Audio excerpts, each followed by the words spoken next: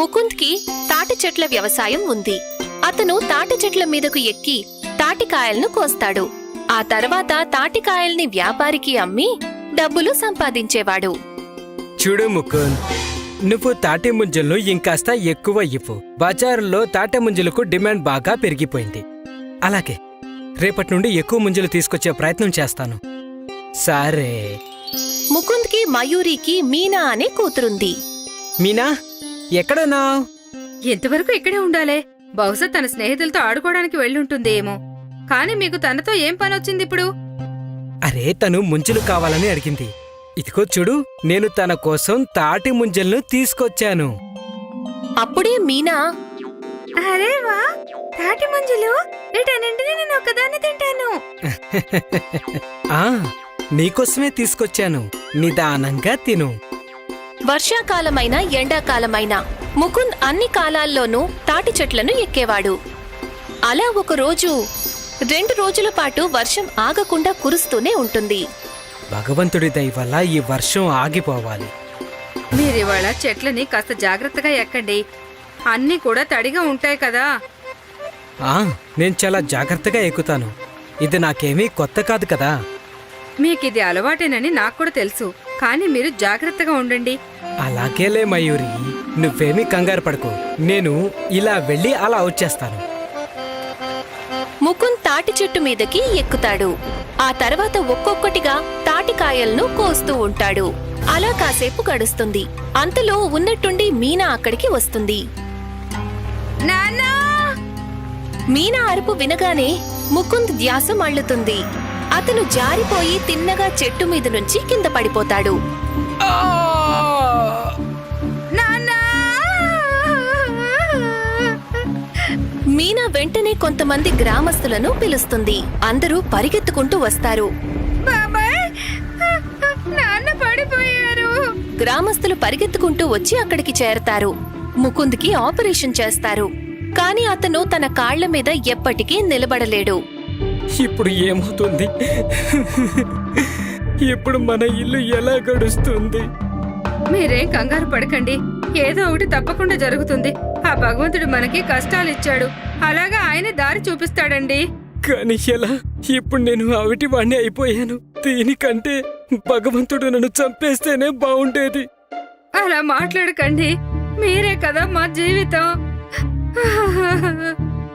మయూరి ఇంకా ముకుంద్ ఇక మీదట తమ జీవితం ఎలా గడుస్తుందా అని ఎంతో దిగులు పడతారు. కొన్ని రోజుల తర్వాత ముకుంద్ని ఇంటికి తీసుకొస్తారు. మయూరి ఇంకా ముకుంద్ సేవ్ చేసి దాచుకున్న డబ్బులన్నీ ఖర్చయిపోతాయి. నేనెక్కడైనా పని వెతుక్కుంటాను. నువ్వు బయట పని అలాగే ఇంటి పని ఒక్కదానివే ఎలా చేస్తావు? నేను ఏదో ఒకటి చేస్తానులేండి. ఈ పరిస్థితుల్లో ఉండి కూడా నేను చేయగలిగే పని ఏదైనా ఉంటే బాగుంటుంది. లేదు లేదు, మీరు విశ్రాంతి తీసుకోండి. లేదు మయూరి, నేను నీకు ఇలా భారం ఉండలేను. కానీ ఇప్పుడు మీరైతే ఏం చేయగలరు చెప్పండి. ఏదో ఒక దారి ఉండే ఉంటుంది. మరుసటి రోజు నుంచే మయూరి పని కోసం వెతకటం మొదలు పెడుతుంది. తను ఎన్నో దుకాణాలు ఇంకా కంపెనీలకు వెళ్తుంది. కాని తనకి ఎక్కడా ఏ పని దొరకదు. నాకెక్కడా పని దొరకటం లేదండి. ఏదైనా వ్యాపారం చేయడం మంచిదేమో అనిపిస్తోంది. ఏం వ్యాపారం? నేను నీకు ఏమైనా సహాయం చేయగలనా? ఇవాళ బజార్లో పకోడీ బండిని చూశాను. చాలా మంది జనం ఉన్నారక్కడ. నేను కూడా పకోడీలు బాగా చేస్తాను కదా. అందుకని నేను కూడా పకోడీలు అమ్మితే. ఉపాయం బానే ఉంది, కానీ అందరికీ కూడా బండి పకోడీలే బాగా ఇష్టం. అందుకని నువ్వు ఏదైనా కొత్త పద్ధతిలో పకోడీలు తయారు చేయాల్సి ఉంటుంది. కొత్తగా అంటే? అంటే చైనీస్ పకోడీలున్నాయి కదా, అవంటే పిల్లలకి చాలా చాలా ఇష్టం. అటువంటిదే ఏదైనా. అటువంటిది అంటే మీనా, నువ్వు చెప్పు. నీకు ఏం తింటే నచ్చుతుంది? నాకైతే మ్యాగీ ఇష్టం. మ్యాగీ పకోడీలు ఎలా ఉంటాయి? మ్యాగీతో కూడా పకోడీలు చేయొచ్చు. హా, అది కూడా కరకరలాడుతూ. వెళ్ళు మీనా, పరిగెత్తుకుని వెళ్ళి మ్యాగీ తీసుకునిరా. మీనా మ్యాగీ కొనడానికి వెళ్తుంది. కాసేపటి తరువాత 2 మ్యాగీ ప్యాకెట్లను తీసుకొస్తుంది. మీనా మ్యాగీని తయారు చేసి దానిని డ్రై అవ్వనిచ్చి అందులో కొన్ని మసాలాలు కలిపి కడాయిలో మ్యాగీ పకోడాలు వేస్తుంది. మీనా అక్కడే నిలబడి వాళ్ళమ్మ చేసేదంతా గమనిస్తుంది. ఎప్పుడైతే మ్యాగీ పకోడాలు తయారయ్యి బయటికొస్తాయో మీనా వెంటనే ఒక పకోడీని తీసుకుని దాన్ని తినడం మొదలు పెడుతుంది. అరే అరే, వేడిగా ఉన్నాయి. చాలా రుచిగా ఉన్నాయమ్మా. భలే. మీనా ఒక మ్యాగీ పకోడాని వాళ్ళ నాన్నకు కూడా ఇస్తుంది. ఇవి నిజంగానే రుచిగా ఉన్నాయి. హా, నేను చెప్పాను కదండి చాలా రుచిగా ఉంటాయి అని. ఈ పకోడీలు బజార్లో అమ్ముడుపోతాయా అండి? తప్పకుండా అమ్ముడుపోతాయి. అందరూ వీటి కోసం లైన్లు కడతారు. అది వినగానే మయూరి సంతోషిస్తుంది. కొన్ని రోజుల తర్వాత మయూరి ఇంకా ముకుంద్ కలిసి బజారులో మ్యాగీ పకోడాల స్టాల్ ని పెడతారు. ఇదేంటి ఆంటీ? మ్యాగీ పకోడీ. మ్యాగీతో పకోడీలా? హా, నాకు ఒక ప్లేట్ ఇవ్వండి. అలాగే, తీసుకోమ్మా. మయూరి ఆ అమ్మాయికి మ్యాగీ పకోడాలు ఇస్తుంది. బాలే, ఎంత టేస్టీగా ఉన్నాయో. ఇంతవరకు నేను ఇంత రుచిగా ఉన్న పకోడీలు తినలేదు. ఆ అమ్మాయిని చూసి చాలా మంది కస్టమర్లు మయూరి మ్యాగీ పకోడాలు తినడానికి వస్తారు. ఆంటీ, ఇవి చాలా బాగున్నాయి. ముకుంద్ మ్యాగీ పకోడాలు చేయటానికి మయూరికి సాయం చేస్తాడు. అతను అవిటివాడు. మొదటి రోజే మయూరి ఇంకా ముకుంద్ చాలా బాగా సంపాదిస్తారు. వాళ్ళు ఎంతో సంతోషంగా ఇంటికి వెళ్తారు. అస్సలు ఊహించలేదండి మనం ఇంత బాగా సంపాదిస్తామని. ఈ కష్టాల మధ్య మనకి ఇదే సంతోషాన్నిచ్చింది. నాన్న, మీరు కంగారు పడకండి. మన బాధలన్నీ దూరం అయిపోతాయి. మీకు కూడా త్వరలో న్యాయమవుతుంది. కుటుంబ సభ్యులందరికీ కూడా ఒక ధైర్యం వస్తుంది. అందరూ కలిసి ఎంతో కష్టపడి ప్రయత్నం చేస్తారు. వాళ్ళ మ్యాగీ పకోడాల వ్యాపారం బాగా నడుస్తుంది. కస్టమర్ల రద్దీ పెరుగుతుంది. అలాగే దాంతో పాటు వాళ్ళ సంపాదన కూడా పెరుగుతుంది. మ్యాగీ పకోడీలు త్వరలోనే ఫేమస్ అయిపోతాయి. వాళ్ళ సంపాదన ఎంత పెరుగుతుందంటే దాంతో ముకుంద్కి చాలా మంచి ట్రీట్మెంట్ చేయిస్తారు. ఈ ట్రీట్మెంట్తో ముకుంద్ గారు మీరు ఖచ్చితంగా నడుస్తారు. మీకు మేము కాస్త కష్టమైన ట్రీట్మెంట్ ఇస్తున్నాము, కానీ మీ బాడీ కూడా ఈ ట్రీట్మెంట్కి చాలా బాగా రెస్పాండ్ అవుతుంది. ఆ కబురు విన్న వెంటనే కుటుంబ సభ్యులందరూ సంతోషిస్తారు. 6 నెలల తర్వాత ఇవాళ మయూరి మ్యాగీ పకోడాల పెద్ద షాప్ తెరుస్తుంది. ఆ సంతోషాన్ని ముకుంద్ రెట్టింపు చేస్తాడు. ఇవాళ కొన్ని క్షణాల కోసమైనా అతను నెమ్మదిగా లేచి నిలబడతాడు. అది చూడగానే వాళ్లకి ముకుంద్ త్వరలోనే లేచి నిలబడి నడుస్తాడు అని వాళ్లకి ఆశ కలుగుతుంది. ఇదంతా కూడా వాళ్ల మ్యాగీ పకోడాల వల్లే జరుగుతుంది. ముందు ముందు కూడా మ్యాగీ పకోడా వల్ల వాళ్లకి మంచే జరుగుతుంది. కుటుంబపూర్ గ్రామంలో రామ్లాల్ అనే ఒక వ్యక్తి నివసించేవాడు. అతను ఊర్లో బండి పెట్టుకుని పానీపూరి అమ్ముతూ ఉండేవాడు. రామ్లాల్ పానీపూరి దూర దూరాల నుంచి ఊర్లో వాళ్లు తినడానికి వచ్చేవారు. రామ్లాల్ దయాగుణం కలిగిన వ్యక్తి. పేదవాళ్లకతను ఉచితంగా పానీపూరి ఇస్తూ ఉండేవాడు. ఒకరోజు రత్నాపూర్ గ్రామం సర్పంచి రామ్లాల్ పానీపూరి గురించి గొప్పగా విని తన 2 స్నేహితులు భీమా ఇంకా కాలియాతో పాటు అక్కడికి వెళ్తాడు. నీ పానీపూరి గురించి దూర దూరాల వరకు అందరూ చెప్పుకుంటున్నారు రామ్లాల్. అందుకే నేను ఇక్కడికి రాకుండా ఉండలేకపోయాను. వీళ్ళిద్దరూ నా స్నేహితులు, భీమా ఇంకా కాలియా. నువ్వు నీ చేతి రుచికరమైన పానీపూరీలను మాకు తినిపించు. రామ్లాల్ వాళ్లందరికీ ఒక్కో ప్లేటు పానీపూరి ఇస్తాడు. పానీపూరి తిని సర్పంచ్ సంతోషిస్తూ, నీ చేతిలో ఏదో మాయ ఉంది రామ్లాల్. పానీపూరి తిని మజా వచ్చింది. సరిగ్గా చెప్పారు సర్పంచ్ గారు. ఎన్నో ఊర్లలో పానీపూరి తిన్నాను, కానీ ఇటువంటి పానీపూరి రుచిని నేను ఇంతవరకు ఎక్కడా చూడలేదు. రామ్లాల్, నువ్వు మా ఊర్లో బండి ఎందుకు పెట్టకూడదు? కాలియా సరిగానే చెబుతున్నాడు రామ్లాల్. మా ఊరు మీ ఊరి కంటే చాలా బాగుంటుంది. అక్కడ వ్యాపారం కూడా చాలా బాగా నడుస్తుంది. నీ పానీపూరి అక్కడ బాగా అమ్ముడు అవుతుంది. నీకు కావాలంటే నేనక్కడ నీకోసం ఒక మంచి దుకాణాన్ని పెట్టిస్తాను. లేదు సర్పంచ్ గారు, నేను మా ఊరు వదిలి ఇంకెక్కడికి రాలేను. మా ఊర్లో మీ ఊర్లో లాగా ధనవంతులు లేకపోవచ్చు, కానీ నాకు మా ఊర్లోనే ప్రశాంతంగా ఉంటుంది.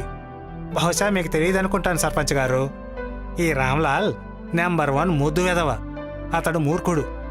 సగం కంటే ఎక్కువ పానీపూరీలు ఇతను తన ఊర్లో పేదవాళ్లకే పంచి పెడతాడు.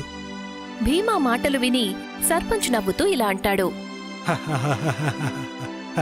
అది అతని బట్టలు ఇంకా అతని బండి పరిస్థితి చూస్తేనే అర్థమవుతుంది. ఇప్పటికీ మించిపోలేదు రామ్లాల్. ఇటువంటి అవకాశాలు మళ్ళీ మళ్ళీ రావు. జీవితంలో ధనం సంపాదించడం చాలా అవసరం. సర్పంచ్ రామ్లాల్ కి రకరకాలుగా నచ్చజెప్పే ప్రయత్నం చేస్తాడు, కానీ రామ్లాల్ అతని మాట వినిపించుకోవడానికి నిరాకరిస్తాడు. రామ్లాల్, నేను నీ పానీపూరిని కాస్త మెచ్చుకున్నానో లేదో, నువ్వు చాలా గొప్పవాడివి అనుకుంటున్నావు. ఇక నీ ఈ పానీపూరి బండి ఎక్కువ రోజులు ఉండదు, చూసుకో. ఆ మాట చెప్పి సర్పంచ్ కోపంగా తన స్నేహితులతో పాటు అక్కడ్నుంచి వెళ్ళిపోతాడు. వాళ్ళక్కడ్నుంచి రామ్లాల్ ఊరి సర్పంచ్ సత్తుని కలుస్తారు. ఏంటి సంగతి సత్యబాయ్, మీ ఊరి సంగతులేంటి? అరే, మా ఊరి సంగతులేముంటాయి సర్పంచ్? మీ ఊరి సంగతులే కదా బాగుంటాయి. మీ ఊరిలో ఉన్నతి బాగుంటుంది కదా. మా ఊరు వాళ్ళకైతే 2 పూట్ల భోజనం కూడా కష్టంగానే దొరుకుతుంది. మీ ఊరికి చెందిన రామ్లాల్ పానీపూరి చాలా ప్రసిద్ధి. దూర దూరాల నుంచి ఊరి వాళ్ళు కేవలం రామ్లాల్ పానీపూరి తినడానికే వస్తుంటారు. అందులో అయితే అనుమానించడానికి ఏమీ లేదు. పాపం అతనికి పానీపూరి వ్యాపారం అయితే బాగానే జరుగుతుంది. నేను కూడా మీకు ఇదే విషయం చెప్పడానికి వచ్చాను సత్తు. నా మాటలు జాగ్రత్తగా వినండి. మీ ఊరి పేరు మీ వల్ల కాదు, రామ్లాల్ వల్లే ప్రసిద్ధి చెందుతుంది. దూర దూరాల నుంచి గ్రామస్తులు తన పానీపూరి కోసమే వస్తున్నారు. ఒకవేళ అలానే జరుగుతూ ఉందంటే ఆ రోజు ఎంతో దూరం లేదు, ఊరి వాళ్ళందరూ కలిసి రామ్లాల్ని ప్రెసిడెంట్ని చేస్తారు.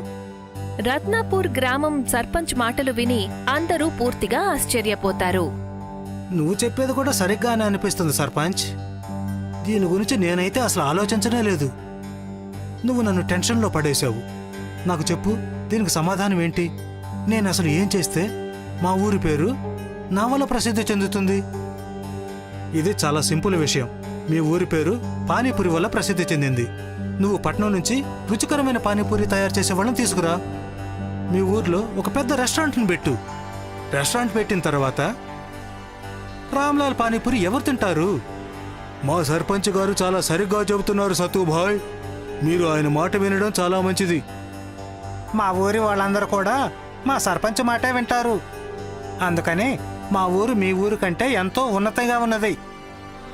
మీరిద్దరూ చాలా సరిగ్గా చెప్తున్నారు. నేను రేపే పట్నం నుంచి పానీపూరి అమ్మేవాళ్ళని తీసుకుని వస్తాను. ఆ తర్వాత మా ఊర్లో ఒక రెస్టారెంట్ని తెరుస్తాను. ఆ రెస్టారెంట్ పేరు నా పేరే ఉంటుంది, సత్తు రెస్టారెంట్.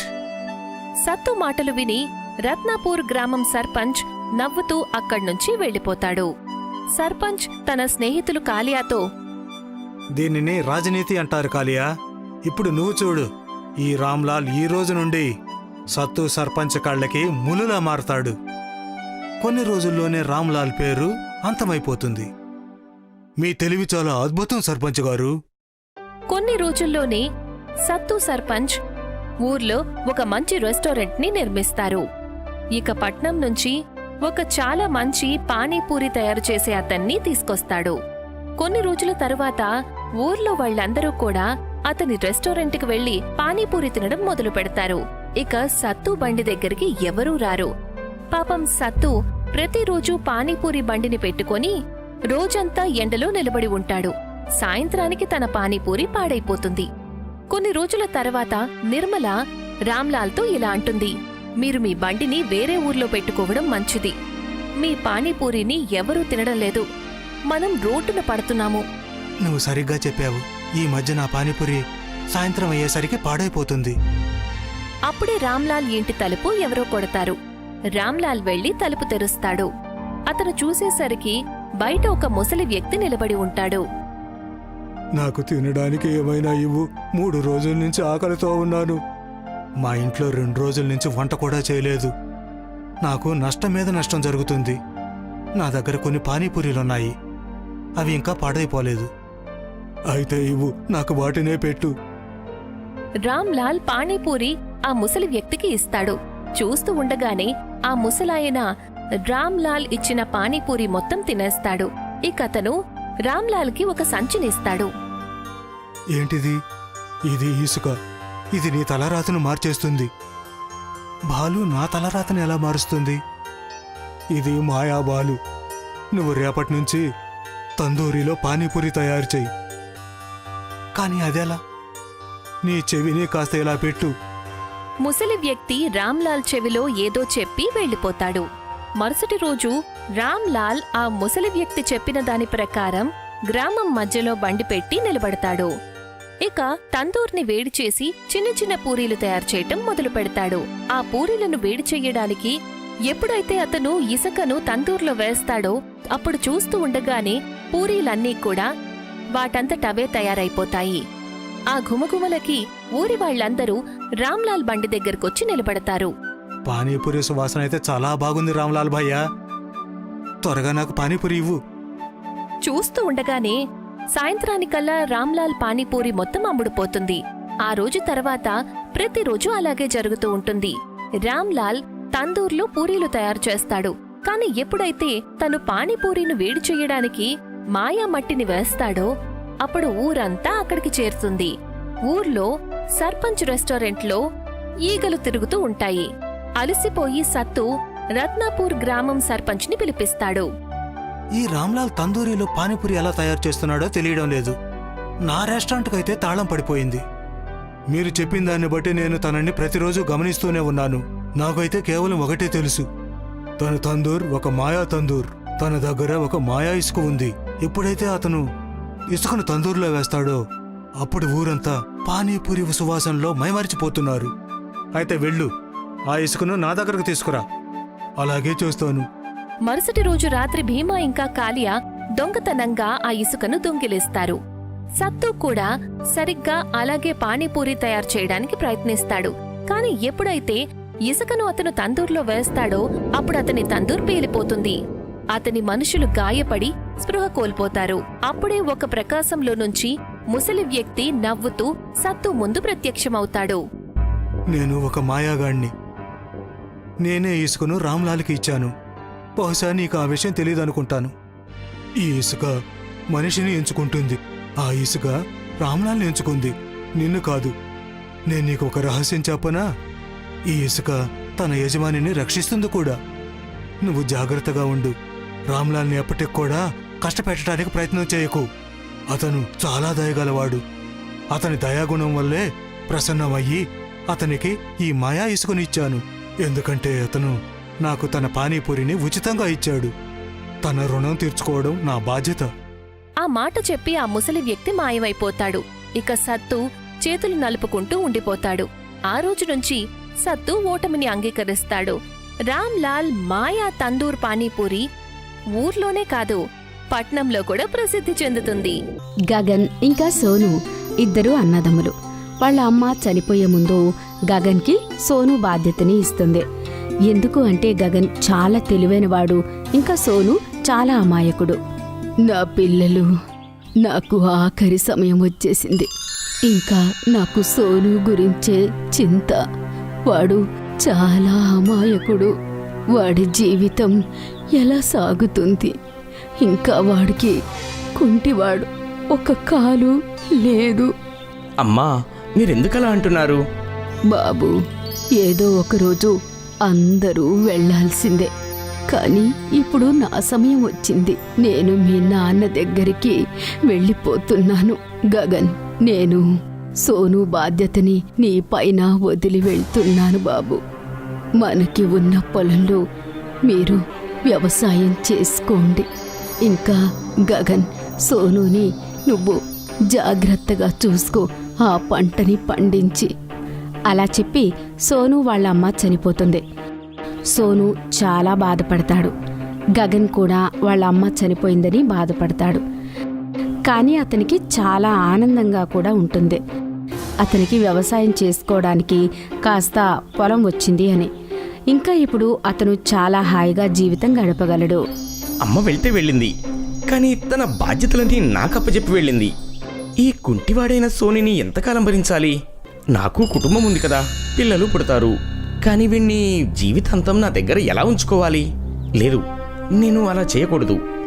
గగన్ ఆలోచిస్తూ ఉంటాడు. అతను సోనుని అతని దగ్గర నుంచి దూరంగా ఎలా ఉంచాలి అని. అప్పుడే అతని మెదడుకి ఒక ఆలోచన వస్తుంది. ఇంకా అతను సోనుని పిలుస్తాడు. చూడు సోను, అమ్మ మనల్ని వదిలేళ్ళింది. నీ బాధ్యత నాపైన పెట్టి వెళ్ళింది. మనకింత పొలం ఉంది కదా, దాన్ని నేనొక్కడే ఎలా చూసుకోగలను? నాకు వ్యవసాయం కూడా రాదు. ఇంత పెద్ద పొలంలో వ్యవసాయం ఎలా చేస్తాను? అది నాకు రానే రాదు.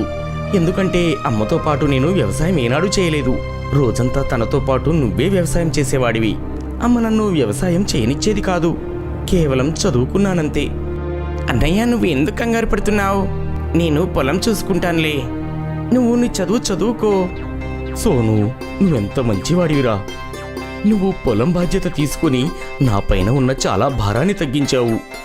నువ్వు పొలం చూసుకో, నేను చదువుకుంటాను.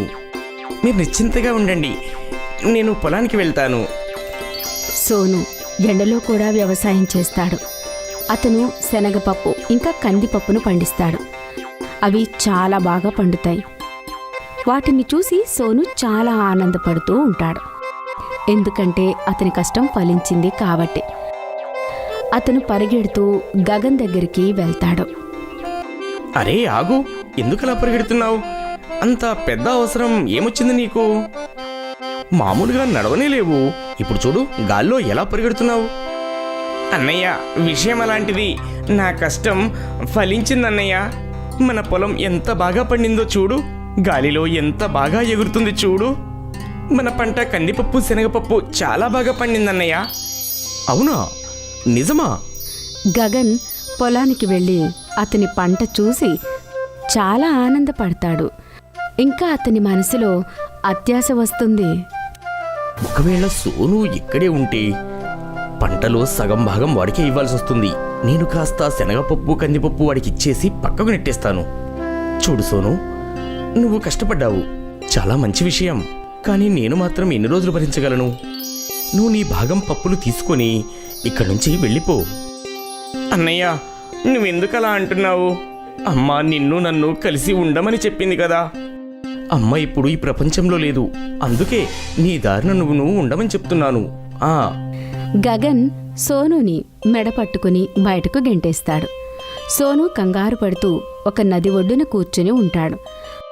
అప్పుడే అతని మిత్రుడు అనిల్ అక్కడికి వస్తాడు. ఇంకా అతను ఎందుకు బాధపడుతున్నాడో అడుగుతాడు. సోను విషయమంతా అనిల్కి చెప్తాడు. అనిల్ అతని బాధని అర్థం చేసుకుని సోనుని అతని ఇంటికి రమ్మని చెప్తాడు. అరే, నేను మా అన్నయ్య దగ్గర నుంచి ఇది ఊహించలేదు. నన్ను ఇంట్లో నుంచి వెళ్ళగొట్టాడు. నేను నా జీవితాంతం ఎవరితో కలిసి బ్రతకాలి? ఈ కొన్ని శనగలు ఇంకా కొద్దిగా కందిపప్పు తీసుకుని నా జీవితం ఎలా సాగించాలి? అన్నయ్య తప్పు కూడా లేదు. నాలాంటి కుంటివాడిని ఎంతకాలమని అన్నయ్య కూడా భరిస్తాడు చెప్పు? నువ్వెందుకు కంగారు పడుతున్నావు? నువ్వు తెలివి తక్కువవాడి కాదు, కాస్త అమాయకుడివి. ఇంకా చాలామందికి వాళ్ళ శక్తి గురించి తెలీదు. నేననుకున్నా ఏం చేయగలను. నువ్వెక్కువ ఆలోచించకు, మా ఇంటికి పదా. మా అమ్మ ఇవాళ పప్పన్నం చేసిందిరా, పదా వెళ్ళి తినేద్దాం. సోను చాలాసార్లు వద్దని చెప్పినా కూడా అనిల్ అతని ఇంటికి తీసుకుని వెళ్తాడు. తీసుకుని వెళ్ళి అతనికి పప్పన్నం తినిపిస్తాడు. అది సోనుకి చాలా బాగా నచ్చుతుంది. ఇది చాలా బాగుంది, తింటుంటే ఇంకా తినాలనిపిస్తుంది. నేను ఇంత రుచికరమైన భోజనం ఎప్పుడూ తినలేదు. నా దగ్గర ఒక ఉపాయం ఉంది. నువ్వు నీ దగ్గరున్న పప్పు శనగపప్పుతోని ఒక రుచికరమైన వంటకం ఎందుకు చేయకూడదు? అంటే నేను అలా చేయగలనా? నా దగ్గర చోటు కూడా లేదు కదా. నువ్వు దాని గురించి కంగారు పడకు, దాని ఏర్పాట్లు నేను చేస్తాను. అనిల్ సోనుకి సహాయం చేస్తాడు. ఇంకా అతని సహాయంతో సోను పప్పన్నం తయారు చేస్తాడు. కానీ అక్కడికి ఏ కస్టమర్లు పప్పన్నం తినడానికి రారు. అప్పుడే అక్కడికి ఓ ముసలావిడ వస్తుంది. ఇంకా అతన్ని భోజనం పెట్టమని అడుగుతుంది. అమ్మా, ఇవాళే దుకాణం మొదలుపెట్టాను. ఇప్పటి వరకు కూడా ఒక్క కస్టమర్ కూడా రాలేదు. మీరే నా మొదటి కస్టమర్, రండి తినిపిస్తా. కానీ బాబు, నీది ఈరోజు మొదటి సంపాదన. నాకు ఇవ్వడానికి నీ దగ్గర ఏమీ లేదుగా. మీ దగ్గర చాలా విలువైనదే ఉంది, అది మీ ఆశీర్వాదం. మీరు కేవలం నన్ను ఆశీర్వదించండి చాలు. ఇక తినండి. ఆ ముసలావిడ పప్పన్నం తిని చాలా ఆనందిస్తుంది. ఇంకా తన సంచిలో నుంచి కాస్త శనగపప్పుని తీసి, నా దగ్గర నీకివ్వడానికి ఏమీ లేదు, కానీ ఇదిగో ఈ శనగపప్పు నా ఆశీర్వాదం అనుకొని నీ దగ్గర ఉంచుకో. ఇంకా దీన్ని నీ పప్పులో కలుపుకో. అలా చెప్పి తను అక్కడి నుంచి వెళ్ళిపోతుంది. మరుసటి రోజు సోను మళ్ళీ పప్పన్నం తయారు చేస్తాడు. ఇంకా ఆ ముసలావిడ ఇచ్చిన శనగలను ఆ పప్పన్నంలో వేసేస్తాడు. ఆ పప్పు తయారవ్వగానే కస్టమర్లు లైన్ కడతారు. ఇంకా సాయంత్రం వరకు అతనికి చాలా డబ్బు వస్తుంది. అతను అతని కళ్ళను నమ్మలేకపోతాడు. నేనసలు నమ్మలేకపోతున్నాను. ఒక్క రోజులోనే నాకు ఇంత సంపాదన. నిన్న రాత్రి వరకైతే ఒక్క కస్టమర్ కూడా రాలేదు. ఇదంతా కూడా నీ నిజాయితీ వల్ల వచ్చింది. నువ్వు నిన్న రాత్రి ఆ ముసలావిడకి సహాయం చేశావు. దానికి బదులుగా తను నీకు ఏ పప్పు అయితే ఇచ్చిందో అది ఈ పప్పు ప్రభావం. తను నీకు ఆశీర్వాదం ఇచ్చి వెళ్ళింది. దానివల్లే నీకు చాలా సంపాదన కూడా వచ్చింది. ఇప్పుడు ఈ పప్పన్నం మాయ అయిపోయింది. సోను అది తెలుసుకుని చాలా ఆనందిస్తాడు. ఇంకా అతను అతని పరోపకారాన్ని అలాగే చేస్తూ ఉంటాడు. పప్పన్నం అందరికీ కడుపు నిండా పెట్టిన తర్వాత సాయంత్రం మిగిలిన పప్పన్నాన్ని అతడు ఎలాంటి వాళ్ళకి ఇచ్చేవాడంటే ఎవరి దగ్గరైతే తినడానికి భోజనం ఉండదో అతను పేదవాళ్ళకి మిగిలిన పప్పన్న మొత్తాన్ని పంచేవాడు. ఇప్పుడు అతను చాలా బాగా సంపాదించి ధనవంతుడు అవుతాడు.